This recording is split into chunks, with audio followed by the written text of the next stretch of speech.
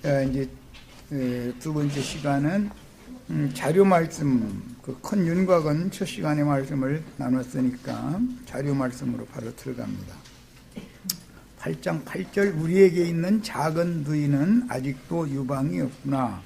그가 총함을 받는 날에는 우리가 그를 위하여 무엇을 할꼬 그랬는데, 본문에서 우리라는 표현은 작은 누이의 오라비로 상징된 포도원의 품꾼들이요 추수꾼들과 함께 하시는 그리스도를 의지하고 거친 들에서 올라오는 어머니 술람미의 아들들인데, 무슨 말인지 다 아시겠죠? 이제 이 표현들이, 이런 표현은 술람미 교회의 광야 사역에 주님의 그 사역을 동역하는 증인들을 통해서 어린 양떼들과 주님께서 끝까지 함께하여 익은 곡물로 거두어 이제 혼인이 준비되어진 처녀, 여기 시가에서는 유방이 없구나라고 그랬는데 뚜렷하지 않구나라는 말이라는 걸 아시죠?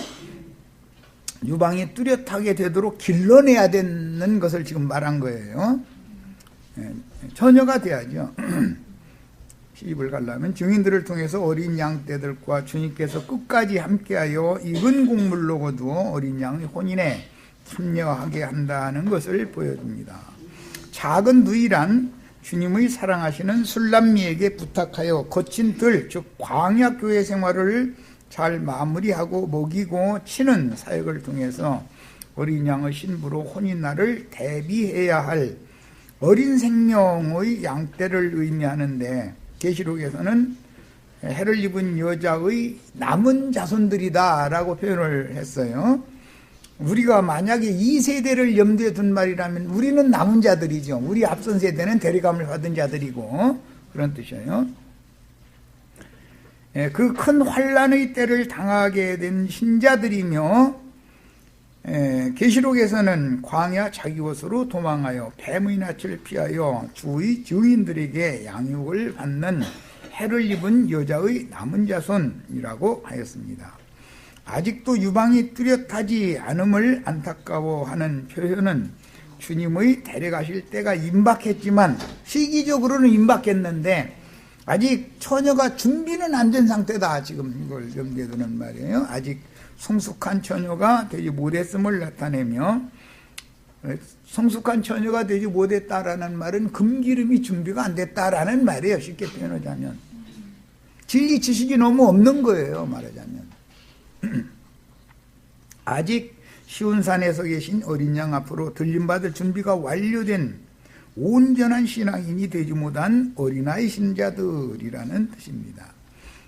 어린 양들인 광야에 남은 작은 누이가 총혼을 받는 날은 주님께서 그들을 하늘 곳간으로 추수하실 때라는 뜻이며, 그날에는 주님께서 어머니 교회인 술람미와 함께 추수되는 알곡을 위해서 하실 일이 있는데, 작은 누이의 오라비들인 계시록에서는 작은 책의 말씀을 받아먹고 보냄을 받아서 다시 예언해야 될 사명이 있는 해를 입은 여자와 왕이 낳은 아들이죠.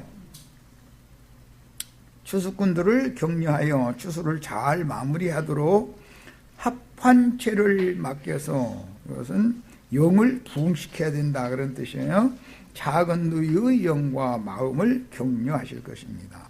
주님께서 하실 일은 온 땅을 시험하는 마귀의 역사를 허락하시고, 그가 공개적으로 활동을 할 수 있도록 온 세상에 바람을 일으키시는 네 천사를 풀어주시는 것이며, 한 시대를 종결하는 사역자들은 추수의 말씀을 가르쳐서 이마와 손목에 말씀으로 인을 쳐서, 이것을 쉐마율법이라고 그러죠. 마귀에게 절하거나 미혹되지 않도록 순결한 등유인 금기름을 남은 자손들의 그릇에 준비시켜 주는 것입니다. 출애굽기 27장 20절 21절, 가끔 내가 인용을 해드리고 있는 구절인데, 이런 구절은 암기를 하고 계셔야 돼. 출애굽기 27장 20절로 21절을 읽겠습니다.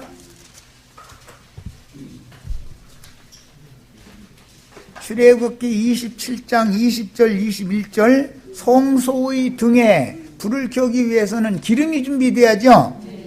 자, 읽습니다. 너는 또 이스라엘 자손에게 명령하여 감람기름으로 짠 순수한 기름을 등불을 위하여 4개로 가져오게 하고 끊이지 않게 등불을 켜되 아론과 그의 아들들로 회막안 증거궤 앞 휘장 밖에서 저녁부터 아침까지 항상 여호와 앞에 등불을 보달피게 하라. 이는 이스라엘 자손이 대대로 지킬 규례니라 그랬어요. 출애굽기 27장은 성소의 7 등잔이 있는 등대에 나가서 제사장은 반드시 기름통을 들고 들어가서 등대에 불을 반드시 계속 켜있게 하기 위해서는 기름을 부어야죠. 뭐 할 일은 많습니다만은 뭐 그거 제가 설명하면 이제 길으니까 등잔에는 아무리 좋은 기름이라도 불을 오래 계속 끊임없이 켜다 보면은 불똥이 거기 이렇게 앉죠. 그러면 바늘로 금으로 만든 바늘이 있죠. 그거 가지고 들어가서 불똥을 다 이게 제거시켜 가지고서 또 그거 갖다 버려야 되는 거예요. 재버리는 곳에다가.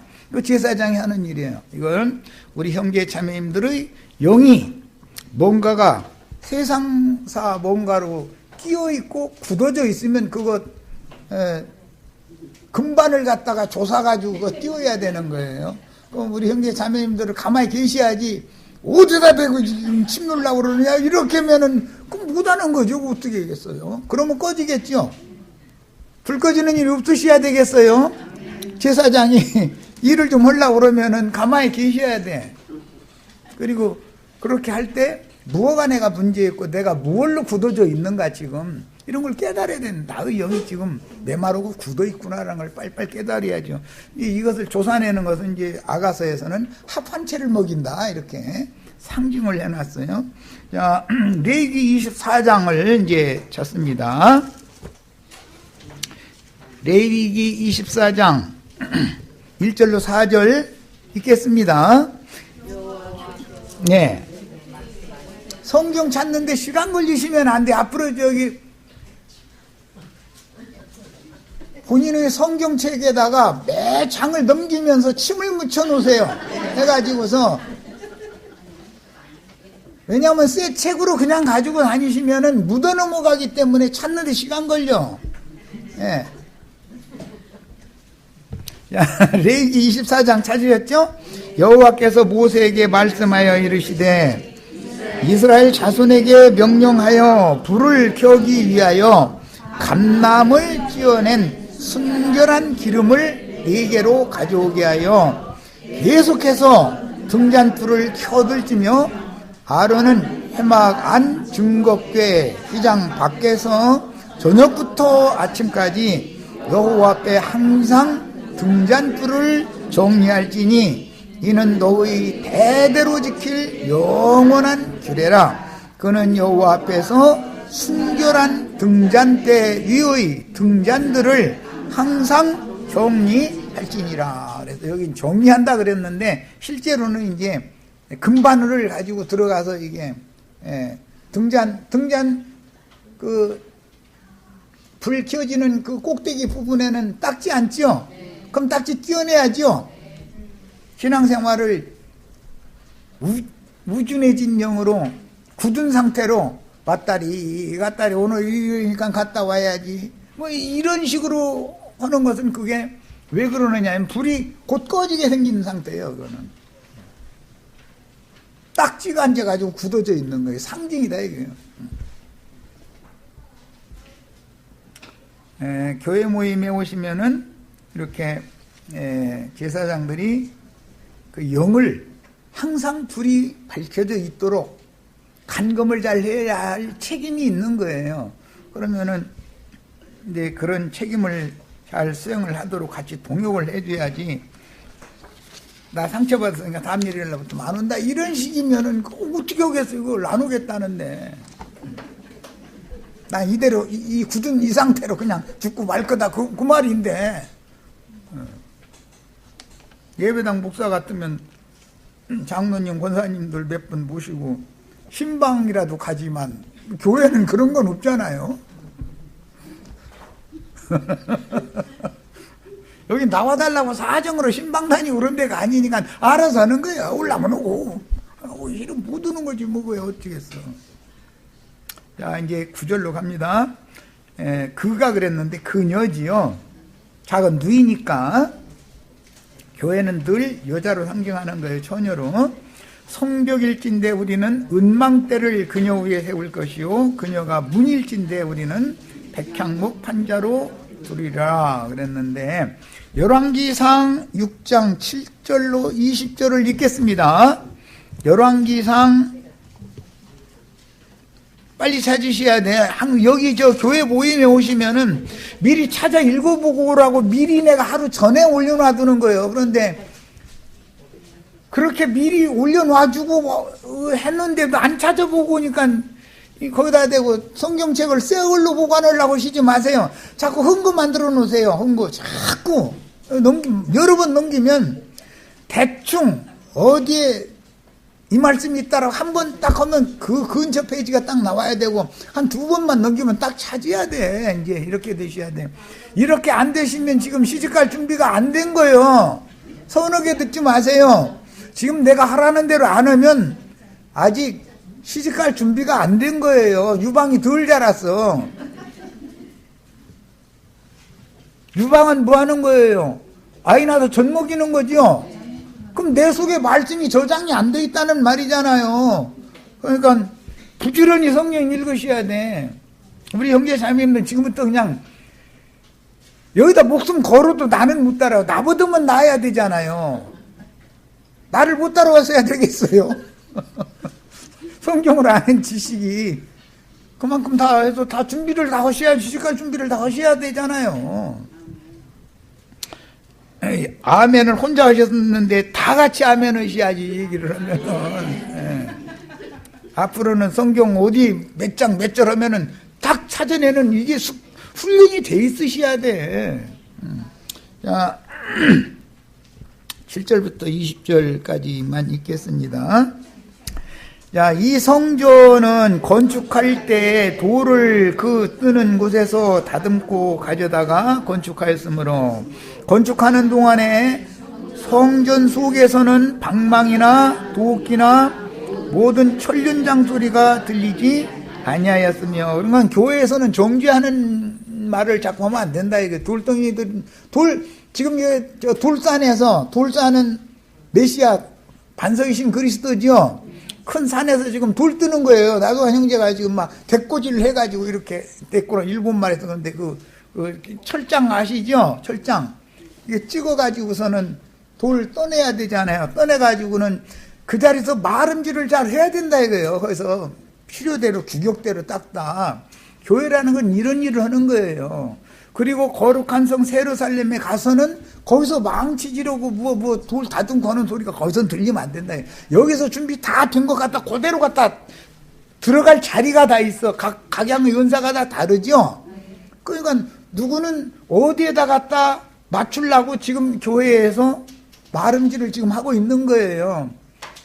이 생을 떠나면은 들어갈 자리가, 자기 자리가 딱 정해져 있는 거예요. 거기 딱 가서 맞추면 되는 거예요. 이렇게 해야 되는 거다, 이거.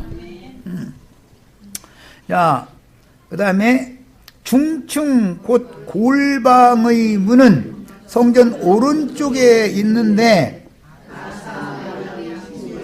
나사 모양 층계로 말미암아, 나선형이다 그 말이에요.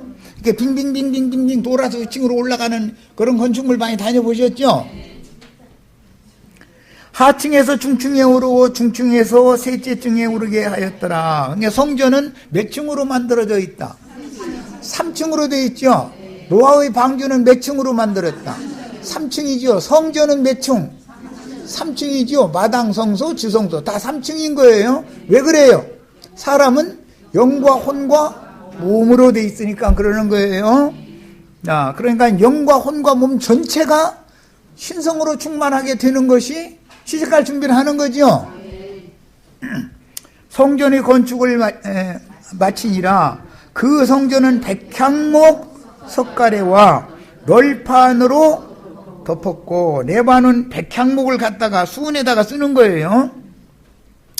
온 성전으로 돌아가며 높이가 5규빗 되는 다락층을 건축하되 백향목 들보로 성전에 연접하게 하였더라.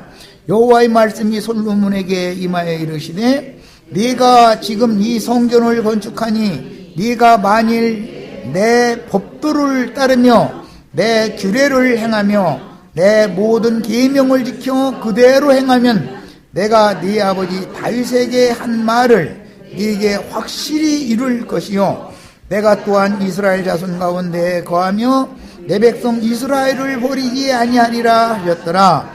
솔로몬이 성전 건축하기를 마치고 백향목 널판으로 성전의 안벽 곧 성전 마루에서 천장까지의 벽에 입히고, 또 잣나무 널판으로 뼈대를 일단 세운 다음에는 잣나무 널판으로 벽을 다 만들었다, 지금 그 말이죠. 이게 뼈대를 세우는 것은 기초공사를 하는 것이고, 널판을 갖다 붙이는 건 내부 공사하는 거죠. 건축할 때 다 보시죠. 네. 또 잣나무 널판으로 성전 마루를 놓고, 또 성전 뒤쪽에서부터 20규빗 되는 곳에 마루에서 천장까지 백향목 널판으로 가로막아 성전의 내소 곧 지성소를 만들었으며, 내소 앞에 있는 외소 곧 성소의 길이가 40규빗이며, 내소라는 건 지성소, 외소라는 건 성소를 말하는 거예요. 예, 내소는 사람의 영이고 외소라고 하는 것은 사람의 혼, 마음이단 말이에요. 그리고 바깥 마당은 인간의 육신의 몸을 말하는 거예요. 성전 안에 입힌 백향목에는 박과 핀 꽃을 아로 새겼고 모두 백향목이라 돌이 보이지 아니하며, 여호와의 언약궤를 두기 위하여 성전 안에 내소를 마련하였는데 그 내소의 안은 길이가 20규빗이요 너비가 20규빗이요 높이가 20규빗이라. 그러니까 장광고가 네모 반듯하다 그 말이에요. 예. 정금으로 입혔고, 줄을 쳐놓으세요. 야, 뼈대를 일단 성전 뼈대를 일단 세운 다음에 기둥들 쭉 세우고 이렇게 뼈대를 세운 다음에 거기다 널판을 갖다 입히죠. 그리고 나서 그 널판 위에다가는 뭐를 해요? 금을 입히는 거예요. 금을. 이 성전 건축의 원리를 알아야 계시록 21장 22장에 나오는 거룩한 성은 다 정금으로 돼 있다라는 말을, 밖에서 보면 돌이나 나무가 보여요, 안 보여요? 산도루에다가 나무 판자 입혀놓고 거기다가 금메기를 해놨기 때문에, 산심령에다가 나무 판자는 마름질된 사람의 혼이죠. 마음 그릇, 마음이죠. 그런데 그 인간의 마음이 보여요, 안 보여요? 거기에다가 금을, 하나님의 신성을 갖다 입혀놔서 성전 안에 들어가면 전부 무엇만 보여요? 금만 보이게 만들어놨다. 하나님만 다 보이는, 하나님의 영광만 드러난다. 인간의 모습은 거기서는 찾아볼 수 없다 이 말이에요. 거룩한 성 새 예루살렘은 이렇게 건축하는 거예요. 자, 전부를 내소에 정금으로 입혔고 백향목 제단에도 입혔더라. 여기는 백향목 제단이라는 것은 금제단이다. 그래서 분향단을 말하는 거예요. 솔로몬이 정금으로 외소 안에 입히고 내소 앞에 금사슬로 건너지르고 내소를 금으로 입히고 온 성전을 금으로 입히기를 마치고 내소에 속한 제단의 전부를 금으로 입혔더라 그랬어요. 내소에 있는 제단이라는 것은 분향단, 금제단을 말하는 거예요. 마당에 있는 번제단과는 다른 거예요. 예. 자, 솔로몬 성전은 거룩한 성 새 예루살렘, 대한 모형이죠. 주님의 교회에 대한 모형이었던 거예요. 자, 이제 아가서의 자료로 다시 갑니다. 우리 형제 자매님들은 이 아가서 이런 걸 읽을 때는 시각이 때문에 구약 성경 어디에서 인용하는지를 먼저 알아야 돼. 성경을 다 알고 있어야 돼. 그래야 계시록을 설명할 수가 있는 거예요. 그런데 이런 것을 가르치려고 그러면 아이 머리 아파. 그냥 뭐 그렇게 그냥 파고드냐 이거야. 대충 하지. 대충 믿으면 돼요, 안 돼요? 파고 들으셔야 돼. 파고 들으셔야 돼. 형제 자매들 말도 못하게 파고 들으셔야 돼. 그래도 나도 아닌 게 따라오려면 수고 많이 하셔야 돼. 근데 나보다 다 나아져야 되는 거예요.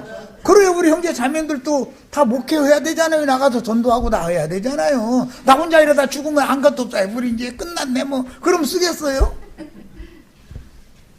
나보다 더 잘해야지. 우리 형제 자매님들은. 자매 또 딴 데 쳐다봐. 더 잘하라고 그러니까 아이고 뭐 내가 어떻게 이런 생각하시면 안 돼요. 예수님이 제자들을 가르쳐 놨는데 제자들이 예수님보다 더 큰 일을 행했어요. 해내는 게 있는 거예요. 그래야 되는 거예요. 자, 이제 2페이지 갑니다. 자료 말씀으로 갑니다. 자, 그녀가 성벽일진데 우리는 은망대를 그녀 위에 세울 것이요 그녀가 문일진데 우리는 백향목 판자로 두리라. 솔로몬 성전에 들어가려면 문이 있죠. 문이 3층으로 있죠. 마당에 들어가는 문이 있고 바깥마당이라고 그래요. 성소로 들어가는 휘장문이 있고 지성소로 들어가는 둘째 휘장문이 있어요. 문이 몇 층으로 되어 있어요? 3층으로 되어 있죠. 자, 마당으로 들어가는 문은 눈, 코, 입, 귀 이런 살갗을 말하는 거예요. 눈으로 세상 다 보이죠. 입으로 혀가 세상 냄새 잘 맡죠. 맛 다 알잖아요. 세상 맛이 어떤지 다 알잖아요. 혀가 고장나면은 세상에는 여러 가지 맛들이 있죠. 매운맛, 쓴맛, 단맛, 신맛, 많은 맛들이 있는데 인생을 살아도 맛을 모르고 살 수도 있죠. 혀가 고장나면. 그런 일은 없으셔야 되겠어요. 귀가 고장나면 안 들릴 수 있죠. 눈이 고장나면 안 보이는 거예요. 살갗이 고장나면 신경이 죽었다는 뜻인데 뭘 만져도 내가 지금 뭘 만지는지 감이 안 오면 그럼 죽은 자잖아요. 이렇게 되면 안 되겠어요? 자, 그러니까 이제 바깥 마당으로 들어가는 문은 눈, 코, 입, 귀인 거예요. 성소로 들어가는 문은 마음의 생각이다 그랬어요. 마음의 생각. 너희 무엇보다도 뭘 지켜라?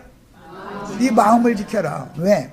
네 마음을 지키려면 생각의 문을 세상을 향해서는 열지 말고 하늘을 향해서는 항상 열어둬라 그 말이죠. 우리의 마음의 생각은 세상에 대해서 열려 있지 말고 하나님에 대해서만 열려 있어야 되는 거예요. 남편은 아내는 남편에 대해서는 열려 있어야죠. 그런데 지나가는 어떤 아저씨한테는 잘 열어놔 주는데 남편한테는 안 열어준다 그러면 그게 가정이 되겠어요? 그런 것과 같은 거예요.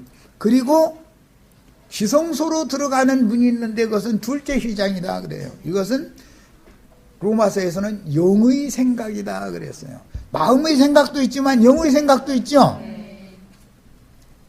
3층이니까 문도 3군데가 있어야 될 거 아니냐 말이야. 자, 이제 자료 말씀으로 다시 갑니다.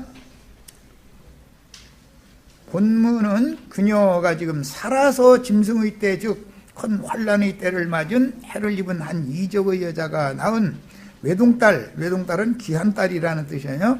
외동딸로 상징된 어린아이 신자들로서 큰 성에서 나와 성령과 신부가 오라고 초청하는 광야 자기 곳으로 도망하여 어머니 술람미의 저주로 양육을 받는 어린 신자들이므로 아직 유방이 뚜렷하지 않은 작은 누이라고 비유를 했어요.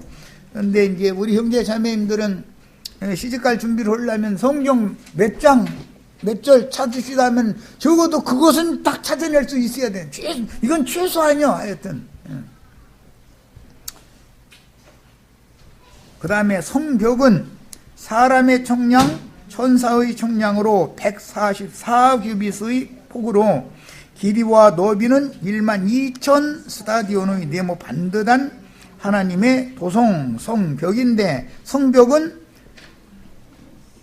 나의 속사람과 겉사람을 나누는 한계점이죠.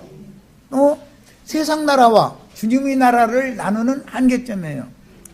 그래서 아브라함의 품과 불꽃 가운데 심히 고민하는 구역에는 사후세계에도 큰 구렁이라는 것이 껴있다는 거예요. 그게 성벽이에요.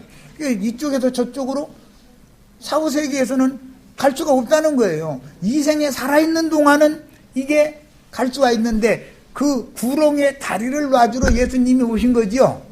예수님의 구속이라는 건 이쪽 사람을 저쪽으로 건너갈 수 있게, 아브라함 품으로 건너갈 수 있게 다리를 놔주러 오신 거잖아요. 이제 그런 생각을 하시면 돼. 이건 모두 이 생에 살아있는 동안에나 이게 가능하다. 그 다음에 성 안과 성 밖을 나누는 경계가 성벽이라는 의미이므로, 이것은 구약 성경에 전부 어떤 부족과 어떤 부족 사이에는 지계라고 그래서 땅의 경계선이 다 있었어요. 그래서 뭐 현대도 그렇죠. 판문점 보면은 그냥 그만한 그거 놓은 건데, 여기서 한 발 건너가면은 북한 땅이고, 그쪽에서 이쪽으로 한 발 건너오면은 남한 땅이죠.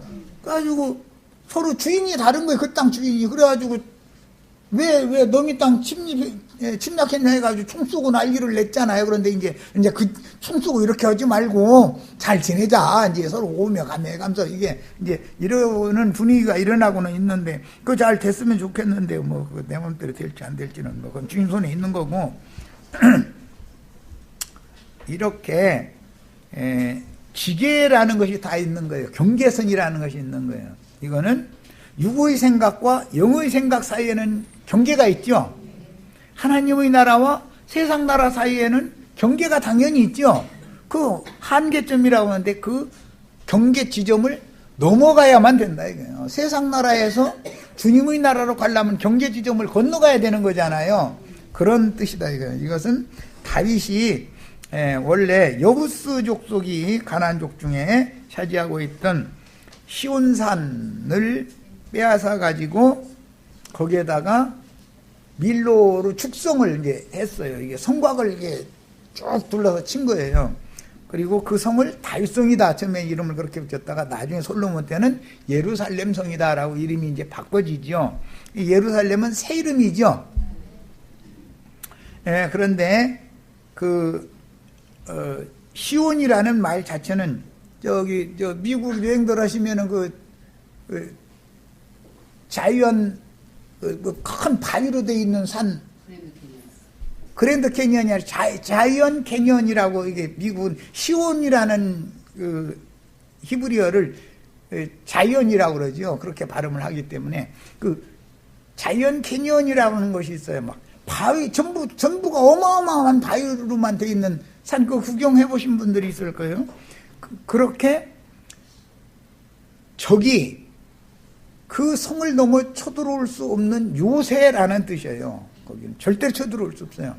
그런데 세상에 교회가 세워졌지만, 주님의 교회 에덴 동산은 뱀이 넘어올 수 있었죠. 겨들어올 수 있었죠. 주님의 교회는, 세상 교회에는 뱀이 들어올 수 있지만 주님의 교회는 음부의 권세가 이길 수 있다 없다? 이길 수 없다 그랬는데, 원래대로는 원수의 성문을 차지한다라는 뜻이에요. 원수의 성문을. 세상 교계는 원수의 성문이죠. 그 성을 우리가 점령을 하는 거예요. 그게 이제 영적 전쟁인 거예요. 그러니까 이 시온이라고 하는 것은 아무나 함부로 거기를 넘어갈 수 없는 그런 견고한 요새의 성이 된 거예요. 그게 다윗성이라는 거예요. 자, 이런 개념을 이해를 하셔야 돼.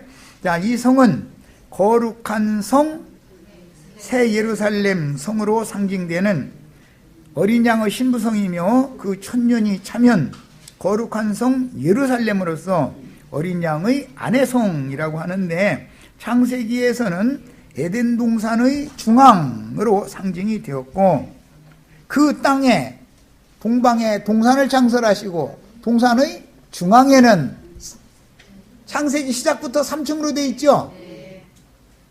그 땅이 있고, 땅은 성전에서는 마당이잖아요.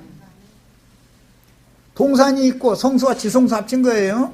동산의 중앙에는 지성소가 있는 거단 말이에요. 지성소가 이렇게 구조가 이렇게 됐어요. 이것은 창세기 시작에서부터 사람은 영혼, 몸으로 구조가 되어 있다라는 것을 창세기 시작에서부터 보여주는 그림이에요. 그런데 이 영혼, 몸 전체가, 즉 전인격적인 구원을 이루어야 되는 것이다 이 말이에요. 창세기에서는 에덴 동산의 중앙으로 상징되었고, 방주 규격, 방주도 3층이죠. 상중하 3층. 성전도 상중하 3층이었죠. 아까 읽었죠. 성막의 식양과 언약궤의 규격을 기록하신 말씀으로 이미 상징이 되었고, 다윗성으로 역사상에 실현되었는데, 땅의 예루살렘은 하늘 도성에 대한 표상인 것이다. 에덴 동산에서는 뱀이 몰래 동산에 들어와 여자를 미혹하여 동산 중앙에 있는 선악을 알게 하는 나무 열매를 바라보고 따먹게 할 수가 있었으나, 주님이 세운 거룩하고 흠이 없는 영광스러운 교회는 음부의 권세가 이길 수가 없으니, 즉 자칭 나는 그러다라는 자들이 미혹할 수 없다, 지금 그 말이에요. 예, 성벽도 높고 그 성벽의 폭이 넓은 거예요. 아주 견고한, 절대로 무너뜨릴 수 없는 거예요. 원수가 별걸 다 가지고 와도, 대포를 쏴도 안 무너지는, 이렇게 만들어놨다 이제 그 말이에요. 그러고 그 성루마다 작은 책의 말씀을 받아먹은 파수꾼들이 망을 보고 있죠. 눈을 부릅뜨고. 그러니까 원수가 오면은 근접을 할 수가 없는 거죠, 기본적으로. 세상 교계는 사탄이 역사하여 세속화시킬 수 있으나, 이기는 자들로 세운 하늘의 장자교회는 신앙의 정조를 끝까지 지킬 수 있으며, 계시록에서 하늘에 거하는 자들 곧 하나님의 장막이 완성된 영광의 성은 성벽으로 높이 둘러싸였고 망대가 세워져 파수꾼들이 지킴으로 모든 가증한 것들 곧 마귀에게 속한 것들은 그 안으로 들어올 수가 없습니다. 계시록 그래서 22장 15절이나 21장 8절에는 거짓말하는 자들, 뭐 가증한 것들은 이 성 안에 들어올 수 없다 그랬죠. 그러니까 주님의 교회 안에는 세상 교계의 사상을 가지고 있는 사람이 교회 안에 들어올 수 없는 거죠. 여기 와서 처음에는 어떻게 해보려고 왔는데 어떻게 해봐지지가 않죠. 여기는 너무 밝으니까. 성은 에덴 동산의 실패를 다시 반복하지 않도록 모든 세속적이거나 가증한 것들을 거룩히 분별시켜 나누는 성곽을 높이 그리고 폭도 넓게 쌓은 것인데, 어린 양의 피로 구속받은 거룩한 무리로 건축된 단체적인 하나님의 처소이며 하나님의 영광 빛이 영세의 만국에 비치는 천국의 도성이요. 그래서 주님의 교회는 밤바다를 비추는 등이잖아요. 등대잖아요. 그러니까 주님의 교회는 항상 하나님의 영광빛이 어두운 세상을 밝히는 역할을 해야 되는데, 세상 교계는 등대에 불이 꺼져 있어가지고 기름을 붓고 등을 감금해야 될 사람들이 오히려 먼저 세상 바다에 빠져 죽어 있죠, 지금. 그러다 보니 뭐 아까 시간에 내가 개들이 강대상에서 똥을 좀 퍼내질른다고 그랬는데, 뭐 퍼내질른다고까지 하느냐고 이러시지 말고 이해하시라고 이게 일부러 강조해서 얘기하는 거예요. 그런 말도 같지 않은 거짓부릉들이 다 속으면은 그게 음부의 권세에 잡혀 먹힌 거잖아요.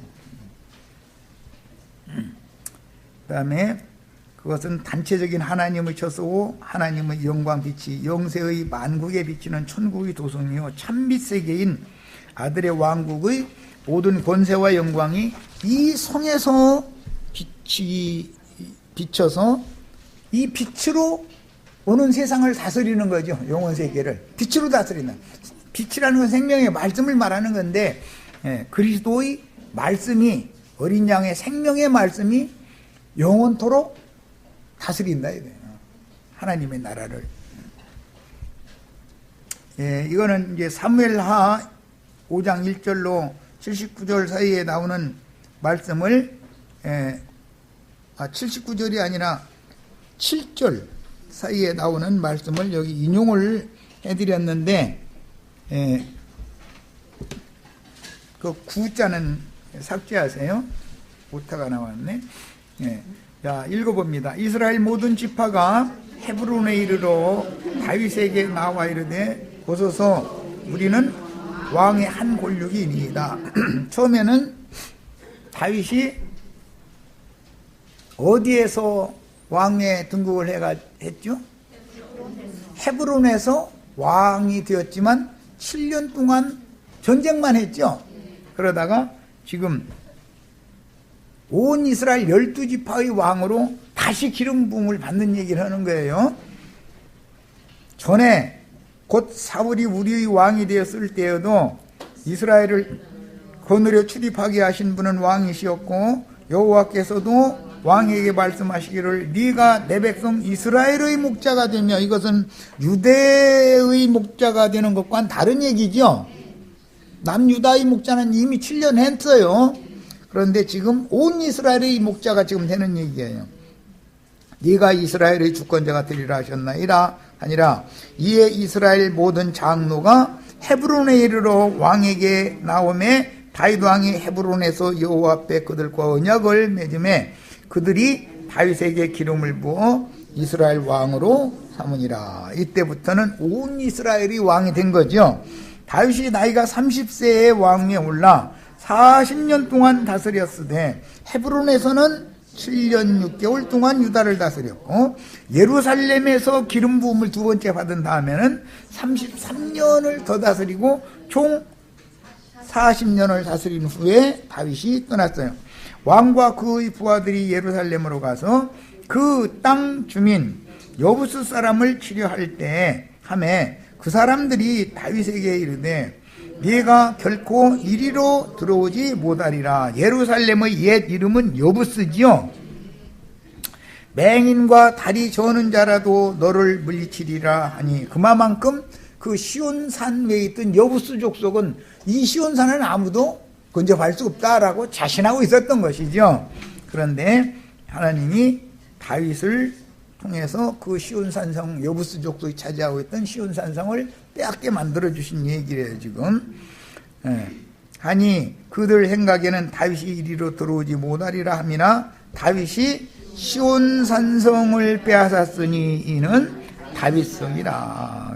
여부스 족속이 차지하고 있던 성이 시온산성이었죠 원래. 그런데 그 성을 빼앗아 가지고 다윗성이라고 개명을 한 거예요. 여기 찌온이라는 히브리어를 인용을 해드렸어요. 자, 그 다음에 신명기 4장 48절에 시온이라는 용어가 또 나오는데 그 얻은 땅은 아르논 골짜기 가장자리의 아로엘에서부터 시온산 곧 헤르몬산까지요. 그랬어요. 여부스 족속의 차지하고 있던 시온을 다윗이 빼앗았는데 그거는 갈라디아서에 의하면 지금 있는 예루살렘이라고 그랬죠. 신명기 4장 48절에 나오는 헤르몬산 정상을 시온이라고 그러는데 여기는 위에 있는 예루살렘이라고 표현을 했어요. 그러니까 시온이 두 군데가 있죠. 그런데 우리는 위에 있는 예루살렘 하늘의 시온산에 올라가는 것을 추구하는 거예요. 성경에는 시온이 두 곳이 있으니 하늘의 시온과 지상의 시온이 있으며 위에 있는 예루살렘도 있고 지금 있는 예루살렘이 있다.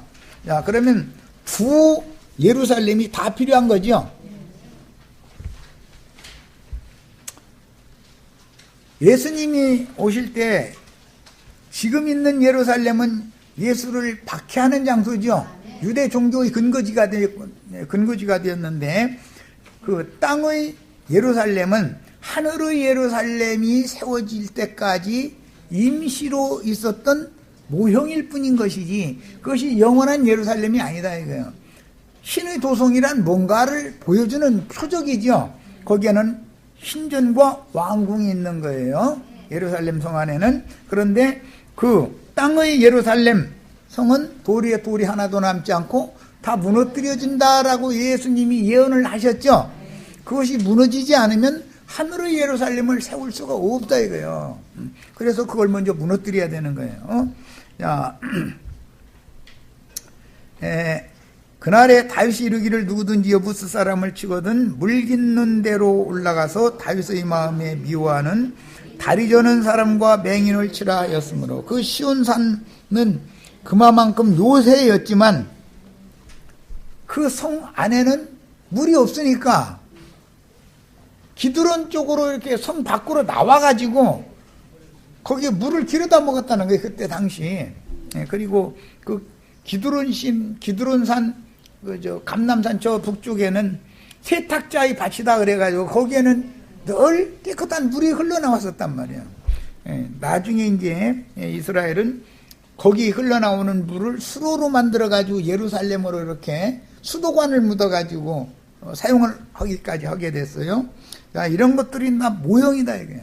주의 성령이 나도관 형제를 통해서 우리 형제 자매님들에게 수도관 통해서 이렇게 성령이 흘러 들어가면 가만히 앉아서 마실 수 있죠. 이렇게 만들어 놓은 거예요.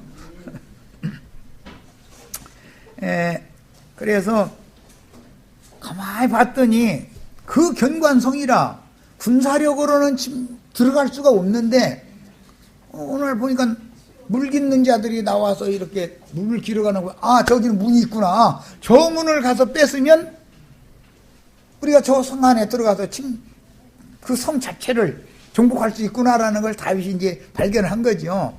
그래가지고 용맹한 용사들을 보내가지고 그